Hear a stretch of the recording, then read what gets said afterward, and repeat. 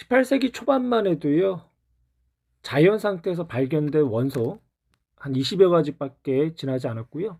18세기 후반이 돼서 많은 원소가 발견되면서 과학자들은 이런 원소들을 어떻게 분류할지에 대한 관심을 갖게 되었어요. 최초에 원소를 분류한 사람은 질량 보존 법칙을 발견한 라부아지에부터 시작을 했고요. 19세기에 이제 들어서 이제 중반 정도에 대부분의 원소들의 물리적이고 화학적인 성질에 대해서 알게 됐죠. 따라서 화학자들은 이런 원소의 유사성을 찾으려는 연구에 집중을 했고요.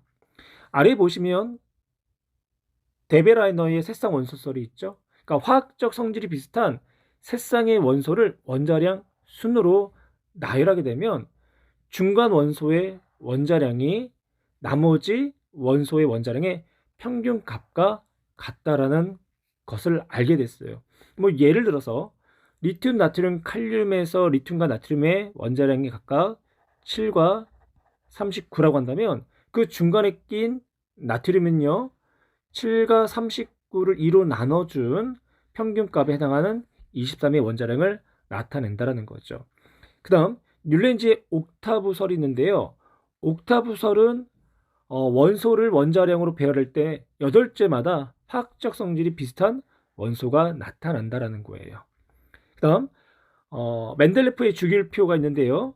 멘델레프는 원자들을 배열할 때 원자량 순으로 배열했고요. 그리고 또한 성질이 비슷한 원소가 주기적으로 나타난다는 것을 발견했어요. 그래서 우리는 멘델레프의 주기율표를 최초의 주기율표다라고 표현을 하는 거죠. 멘델레프는요, 원소의 성질이 주기율을 따르지 않는 것을 빈칸으로 남겨두고요. 주기성에 맞게 원소들을 나열함으로써 아직까지 발견되지 않는 원소의 존재 그리고 그 성질을 예언할 수가 있었어요. 하지만 원소들을 원자량 순으로 배열하다 보니까 몇몇 원소들은 그 성질이 주기성에서 벗어나게 됐죠. 오늘날 우리가 사용하고 있는 주기율표는 모즐리에 의한 주기율표가 되는 거고요. 모즐리는 러더퍼드의 제자이기도 해요. 모즐리가 음극선관에 큰 운동 에너지를 갖는 전자를 금속판에 충돌시켰을 때에 이때 이제 X선이 생성이 되는데 이때 금속 원자의 양성자 수가 증가할수록 X선의 파장이 짧아진다라는 것을 알게 됐어요. 그래서 이걸 토대로 모즐리가 원소들의 양성자 수로 원자 번호를 정했고요. 또 원소들의 주기적 성질이 원자 번호가 증감에 따라서 규칙적으로 변한다라는 것도 알게 됐어요. 이렇게 해서 이제 모즐리는 원자를 원자 번호 순서로 배열한 주기율표를 만들었고 이 주기율표가 오늘날 사용하는 주기율표가 된 거죠. 이런 모듈리의 주기율표를 현대의 주기율표라고 표현한데요. 주기율표들은 원소들의 원자 번호 순서로 배열을 했고 주기에 따라서 화학적 성질이 비슷한 원소가 같은 세로줄에 위치하게 만들어 놓은 원소 분류표다라고 생각하시면 돼요. 원소가 주기율표에 나타나는 것 같이요. 규칙성을 보이는 것은 이제 원자 내부의 주기율과 관련된 어떤 규칙이 존재한다는 것이고요. 또 원자 내부에 어떤 중요한 정보가 있기에 원소들이 화학적 성질 또한 주기성을 나타낸다는 거죠. 주기율표에서 화학적 성질이 비슷한 원소들은 세로줄에 오도록 배열을 하고요. 이때 세로줄을 족이다라고 표현해요. 족은 1족에서 18족까지 있고요. 그리고 주기율표의 가로줄을 주기라는데 이 주기는 전자가 들어있는 껍질의 수다라고 생각할 수 있어요. 주기율표에서 왼쪽은 금속 원소로 주로 오른쪽은 비금속 원소로 배치했고요. 그리고 맨 마지막 18쪽 원소를 비활성 기체라고 표현하고 모든 원소들은 18쪽의 비활성 기체가 되려고 전자 배치를 나타내려고 해요. 이걸 옥텟 규칙이다라고 이야기를 하죠. 지금 보시는 그림이 현대 주기율표가 되는 거고요. 주기율표의 각각의 원소들을 보시면 그에 따른 정보들이 나와 있어요. 맨 왼쪽 위쪽을 보시면 숫자가 나와 있죠. 이 숫자에 해당하는 값이 원자 번호, 즉 양성자 수가 되는 거고요. 그리고 가운데가 원소의 기호, 그리고 아래가 원소의 이름이 나와 있고요. 또 주기율표에 따라서 아래쪽에 평균 원자량 값이 나와 있는 그런 주기율표 역시 있다라는 거죠.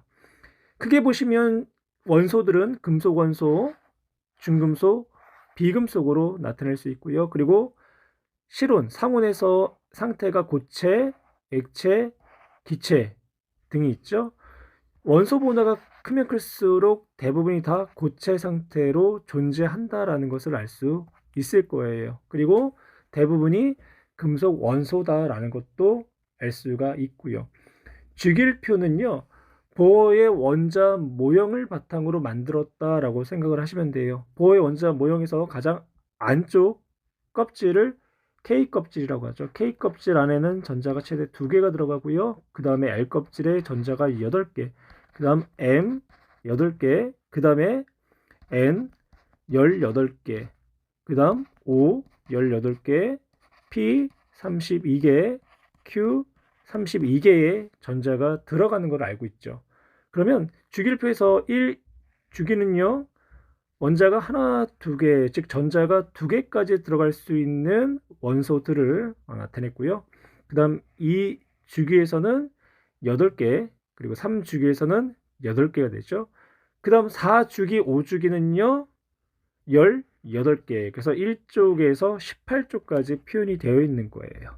그 다음 6과 7은요 1에서 18쪽까지 표현되어 있지만요, 여기 볼까요? 57번에서 71번까지가 란타남죽해서 란타남죽에 해당하는 원소들 여기다가 집어넣게 되면 총 32개의 원자가 6주기에 나타난다라는 것을 확인할 수 있죠. 7주기 역시 마찬가지로 89에서 103번 악티늄죽 있죠? 악티늄죽을 역시 집어넣게 되면 32개의 원자들이 배열된다는 것을 또한 확인할 수 있어요. 1족, 2족, 12족에서 18족 원소들을 전형 원소라고 하는데요. 전형 원소들은 가장 바깥 껍질의 오비탈이 S나 혹은 P 오비탈에 전자가 배치되는 원소가 돼요. 18쪽을 제외하고는요, 원자과 전자수가 족번호의 끝자리 수와 일치하다라는 거죠. 예를 들어서 14족의 탄소나 규소나 절마늄은 원자과 전자수가 끝자리수, 즉 4가 되는 거죠. 4개로 일치하다라는 거고요. 또한 16쪽 산소나 황, 셀레늄 등도요, 끝자리 6에 해당하는 원자과 전자수를 갖는다라는 이야기가 돼요. 이렇게 원자과 전자수가 같은 원소들은요, 화학적 성질이 비슷하기 때문에 같은 족에다가 포함을 시키는 거고, 반면에 3에서 11쪽 원소들은요, d 오비탈이나 f 오비탈에 전자가 부분적으로 배치가 되는 원소들이에요. 이런 전이 원소는 족과 관계없이 원자과 전자가 한 개나 혹은 2개로 일정하기 때문에 전이 원소들은 전체적으로 화학적이 비슷한 금속 원소다라고 보시면 되고, 또 d 오비탈에 있는 전자도 반응에 참여하기 때문에 여러 가지 산화수를 가진다라는 특징을 나타내기도 하죠. 우리는 교육과정 상에서요, 모든 원소들을 다 다루는 것은 아니고 전형 원소에 해당하는 원소 중 20번 칼슘까지 배운다라고 생각을 하시면 돼요. 또한 주기율표에서 금속 원소하고 비금속 원소의 특징을 보면, 금속 원소들은 전자를 잃어서 양이온이 되기 쉬운 원소라고 생각을 하시면 되고요. 또 금속성이 크다라는 것은 전자를 잃기 쉽다라는 것을 의미하고, 화학반으로 따진다면 산화되기 쉽다라는 의미를 가지고 있어요. 반면에 비금속 원소들은요, 전자를 얻어 음이온이 되기 쉬운 원소고요. 또 비금속성이 크다라는 것은 전자를 쉽게 얻는다라는 걸 의미하는 거고, 화학적으로 환원되기 쉽다라는 그런 의미를 가지고 있죠. 여기 보시면 리튬 같은 경우는요, 원자과 전자가 하나가 되죠. 그러면 오택 규칙을 만족하기 위해서는 전자를 7개를 얻어서 네온의 전자 배치가 되기보다는 하나를 잃어서 헬륨의 전자 배치가 되는 게 더 유리하고, 나트륨도 역시 마찬가지가 되겠죠. 7개를 얻어서 아르곤의 전자 배치를 갖는 것보다 전자를 하나 잃어서 네온의 전자 배치를 갖는 게 더 유리하고요. 또한 알루미늄 역시 전자 5개를 얻어서 아르곤의 전자 배치를 나타내는 것보다 전자를 3개를 잃어서 네온의 전자 배치를 갖는 게 더 유리할 거예요. 이처럼 금속성 원소들은요, 전자를 잃어서 양이온이 됨으로써 오택 규칙을 만족하려고 하고요. 즉 비활성 기체의 전자 배치를 나타내려고 하는 거고, 비금속 같은 경우는 전자를 얻어서 오택 규칙을 만족하려고 하겠죠. 뭐 예를 들어서 플로리는 전자를 7개를 잃어서 헬륨의 전자 배치가 되는 것보다 전자를 하나 얻어서 네온의 전자 배치가 되려는 게 더 유리하고요. 황의 경우도 전자를 6개를 잃어서 네온의 전자 배치가 되는 것보다 전자를 2개를 얻어서 아르곤의 전자 배치를 나타내는 게 더 유리하겠죠. 앞서서 전형 원소의 경우는요, 원자과 전자 수가 18쪽 비활성 기체를 제외한 이 원자과 전자 수가 족번호의 끝자리 수와 일치하다라고 얘기를 했어요. 그림에서 보듯이 17쪽 원소들은 끝자리 번호수 7개와 원자과 전자, 즉 가장 바깥쪽 껍질에 있는 전자수가 같고요. 그리고 2족 역시 가장 바깥쪽 껍질에 있는 전자수가 족의 끝자리 2와 같은 값을 나타냄을 알 수가 있죠. 이처럼 같은 족의 원소들은요, 원자과 전자 수가 같아서 화학적 성질이 비슷해요. 그래서 같은 족의 원소들을 그룹이다라는 표현을 쓰기도 하고, 때로는 패밀리다라는 표현을 쓰기도 하지요. 금속과 비금속에 대해서 다시 한번 정리를 할 거고요. 먼저 금속성 원소 혹은 금속 원소는 전자를 잃고 양이온이 되기 쉬운 원소가 되죠. 원자과 전자가 하나, 두 개, 세 개 정도로 이루어졌기 때문에 전자를 얻는 것보다 잃어서 오택 규칙을 만족하는 게 더 유리하다고 했고요. 금속성이 크다라는 것은 그만큼 전자를 잃기가 쉽다라는 거고요. 실온에서 수은을 제외한 나머지는 다 고체 상태로 존재를 하고 열과 전기 전도성을 잘 통하는 특징을 갖고 있죠. 이는 자유전자를 갖고 있기 때문에 그렇고요. 주기표 상에서는 왼쪽과 이제 가운데에 분포해 있고요. 그리고 산화물의 특징을 얘기한다면 물에 녹아서 염기성을 나타내요. 그리고 좀 더 특징을 얘기한다면 산과 반응해서 대부분 수소기체가 발생을 하고요. 또 다른 물질과 반응할 때 산화되기가 쉬운 그런 특징을 나타내죠. 비금속 원소들은요, 전자를 얻어 음이온이 되기 쉽고요. 비금속성이 크다라는 것은 전자를 얻기 쉽다라는 것을 의미해요. 금속과 달리 전기 전도성이나 열 전도성이 매우 낮고요.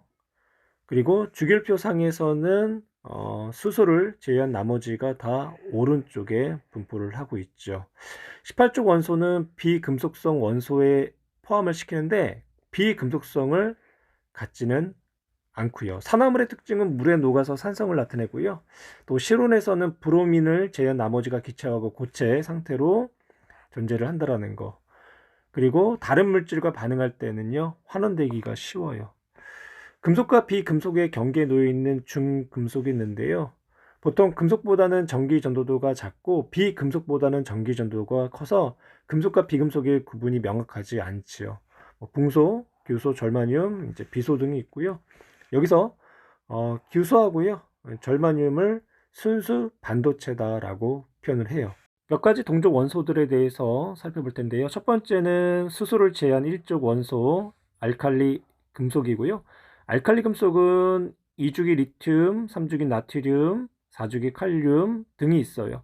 특징은 반응성이 매우 커서 공기 중에 산소하고 물과 쉽게 반응을 하고요. 또한 비금속과 반응할 때는 플러스 1가 양이온이 되기가 쉽지요. 산소하고 반응할 때는요, 나트륨을 가지고 얘기할게요. 나트륨이 산소하고 반응을 해서요, 산화 나트륨이 형성이 되고요. 이 산화 나트륨 같은 경우는 또한 물에 녹아서 염기성을 나타내게 되죠. 그리고 또 물과 반응을 할 때는요, 수소 기체가 발생을 하고요. 그리고 염기성 수용액이 만들어지게 되죠. 개수를 맞추면 앞에 2를 붙이면 되겠죠. 그리고 뒤에다가도 2를 붙이고요. 그리고 수화나트륨에도 계속 2를 붙이면 2대 2대 1대 2로 반응한다는 사실을 알고요. 이때 열도 발생하기 때문에 그 발생한 열에 의해서 수소기체가 연소를 하게 돼요. 그래서 물에 집어넣은 나트륨을 보면 물에서 펑펑 튀는 그런 모습을 또한 볼 수 있고요. 다음은 17쪽 원소 할로젠에 대해서 이야기를 할 거고요. 할로젠은 상온에서 플로린과 염소는 기체 상태로, 브로민은 액체, 그리고 아이오딘은 고체 상태로 존재를 해요. 원자과 전자가 7개로서요. 전자를 하나 얻음으로써 금속과 반응할 때는 1가 음이온이 되기 쉽고요. 매우 반응성이 큰 원소들이 되죠. 이제 비활성 기체 18쪽에 대해서 이야기할 텐데요. 18쪽 비활성 기체는 기체 상태로 모두가 존재한다라는 특징을 가지고 있어요. 그리고 얘네들은 단원자이면서도 동시에 분자를 이루는 특징도 갖고 있죠. 옥텟 규칙을 만족하기 때문에 화학 반응에 참여하는 전자수, 즉 원자과 전자는 0개다라고 표현하면 되고요. 새쌍 원소설 리튬, 나트륨, 칼륨의 원자량이 제시가 됐고요. 새쌍 원소설을 원자량 순으로 나열을 했을 때 이제 중간 원소의 원자량은 나머지 원소의 원자량의 평균 값으로 나타내죠. 그럼 나트륨의 원자량은 리튬이 7, 칼륨이 39, 이를 이제 2로 나눠주면 23의 원자량 값이 나와야 하고요. 이번 주기율표가 만들어지기까지의 과정에 대한 설명이고요. 데베라이너의 새쌍 원소설은 현대 주기율표에서 같은 주기에 속한다. 새쌍 원소설은요, 화학적 성질이 비슷한 원소들이기 때문에 현대 주기율표와 같은 족에 속하는 거죠. 따라서 옳지 않은 내용이 되는 거고, 율렌지의 옥타브설은 현대 주기율표에서 주기 개념의 시초가 되었다. 예, 옳은 내용이 되는 거고요. 옥타브설은 원자들을 원자량 순으로 배열했을 때 8번째마다 화학적 성질이 비슷한 원소가 나타난다라는 것을 이야기하고요. 현대 주기율표에서 주기의 개념의 시초가 되었다라고 볼 수 있죠. 멘델레프는 원소들의 원자 번호 순으로 배열하였다. 옳지 않은 내용이 되죠. 멘델레프는요, 원소들을 원자량 순으로 배열했죠. 그래서 성질이 비슷한 원소가 주기적으로 나타나는 것을 발견했고요.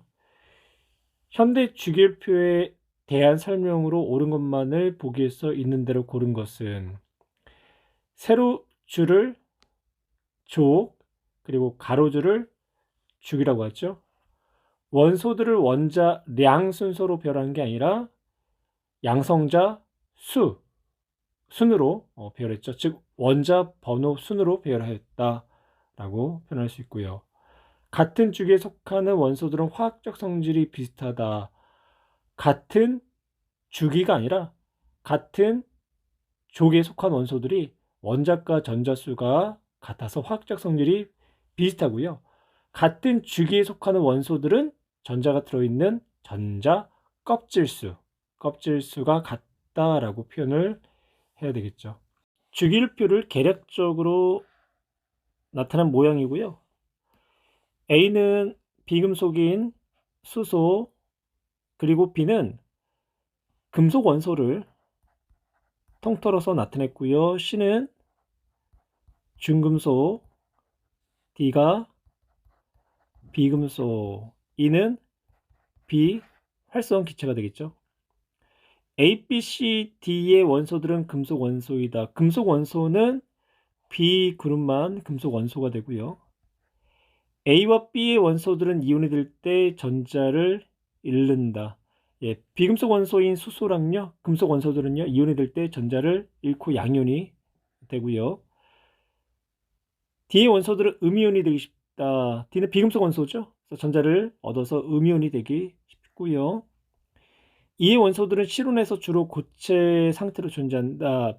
비활성은요, 다 기체 상태로 존재하기 때문에 비활성 기체다라는 표현을 쓰는 거죠. 다음은 바삭 상태의 원자 A, B, C, D, E의 전자 배치를 나타냈고요. A는 1s에 둘, 비활성 이체인 헬륨이 되겠죠. B는요, ES에 2개 베릴륨이 되고요. 그리고 C는 EP에 2개까지 채워져 있네요. 탄소. D는 EP에 4개, 그러면 산소. E는 3sP에 2개, 그럼 규소가 되는 거죠. 같은 주기에 속한 원소들을 있는 대로 쓰시오. 같은 주기, 베릴륨, 그리고 탄소, 그리고 산소가 같은 2주기가 되는 거고요. A인 헬륨은 1주기, 그리고 E인 규소는 3주기가 되겠죠. 따라서 B, C, D 같은 족에 속한 원소들을 있는 대로 쓰시오. C인 탄소하고 E인 규소가 14족 원소가 되죠. 금속 원소를 있는 대로 쓰시오. 금속 원소. 금속 원소는요, B, 베릴륨만 금속이 되네요. 나머지 헬륨, 그리고 탄소, 산소는 비금속이 되는 거고, 규소는 준 금속에 포함되는 거죠. 그림은 주기율표의 일부를 나타낸 것이고요.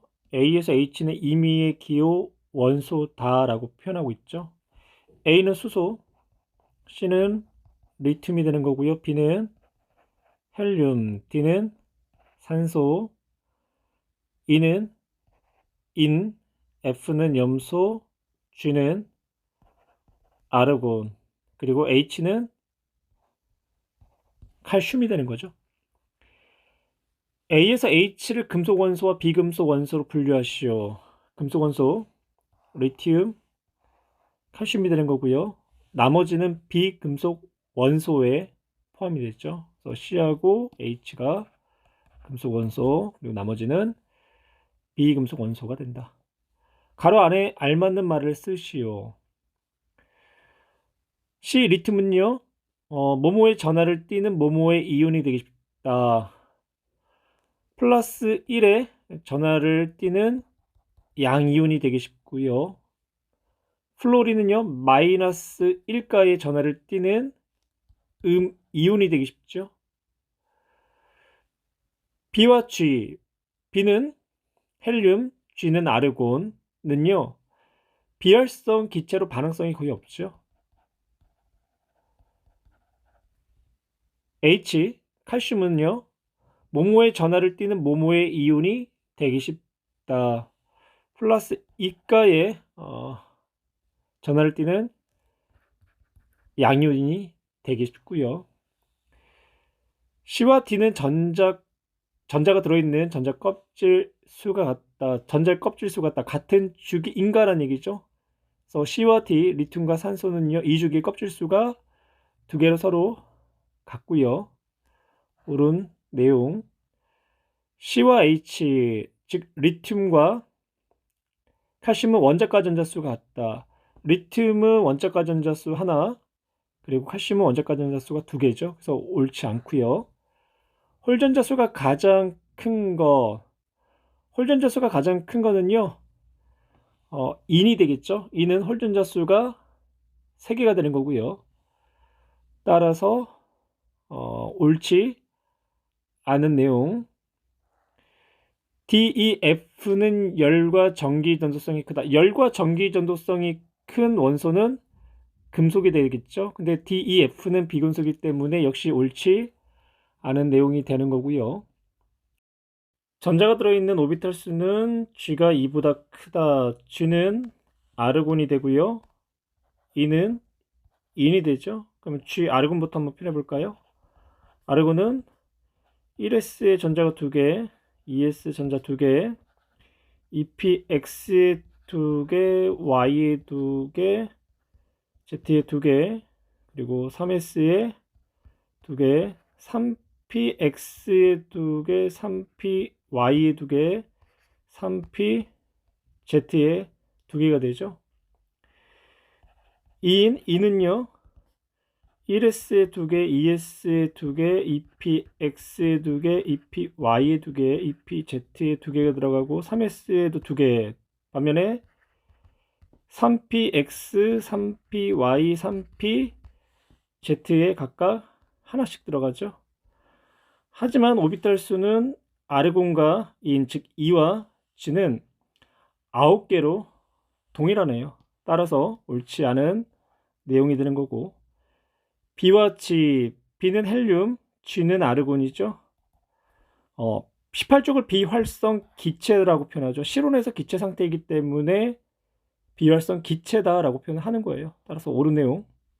표는 몇 가지 원자 또는 이온의 바삭 상태 전자 배치를 나타냈고요. A는 바삭 상태의 전자 배치가 1s1 수소가 되죠. B는 2s1까지 전자가 채워져 있으니까 2주기 1쪽 원소 리튬이 되는 거고요. B는 2s2 2p4, 즉 2주기 16쪽 원소 산소가 되겠네요. D2 플러스는요, 네온의 전자 배치 1s2, 2s2, 2p6이 되는 거고요. 전자가 2개가 부족한 상태에서 네온의 전자 배치이기 때문에 마그네슘 이가 양이온이 되는 거고, 이는 역시 마찬가지로 네온의 전자 배치가 되는 거죠. 전자를 하나 얻어서 네온의 전자 배치가 됐으니까 F- 플로린과 이온이 되겠네요. A, B, C 이 중 같은 족에 속한 원소를 있는 대로 고르시오. 같은 족. A 수소, 그리고 B 리튬, 같은 1족 원소가 되는 거죠. 그래서 A하고 B. 같은 주기에 속한 원소들을 있는 대로 쓰시오. 리튬과 산소, 플로린은요, 같은 2주기 원소가 되는 거죠. 따라서 B, C, 그리고 E가 되는 거고요.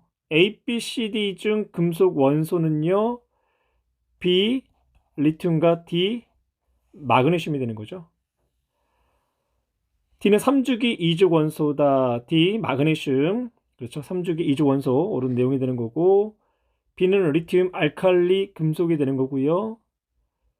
실온에서 기체 상태로 존재하며 열과 전기를 잘 통하지 않는 원소. 비금속 원소를 이야기하는 거고, 실온에서 상태는 기체. 그러면 수소기체, 산소기체, 플로린화 기체, 즉 A, C, E가 되는 거죠. 그래서 옳은 내용. 원자과 전자수가 가장 큰 것. A 수소는요, 원자과 전자가 하나, B 리튬도 하나, 산소는 6개, 마그네슘 2개, 플로린 7개가 되는 거죠. 따라서 옳은 내용이 되는 거고, 전자가 들어있는 전자 껍질 수가 가장 큰 거. 수소 A 껍질 수 하나, B 리튬, 그리고 C 산소, 그리고 E 플로린은 껍질 수가 2개가 되는 거고, D인 마그네슘이 3주기 껍질 수가 3개가 되죠.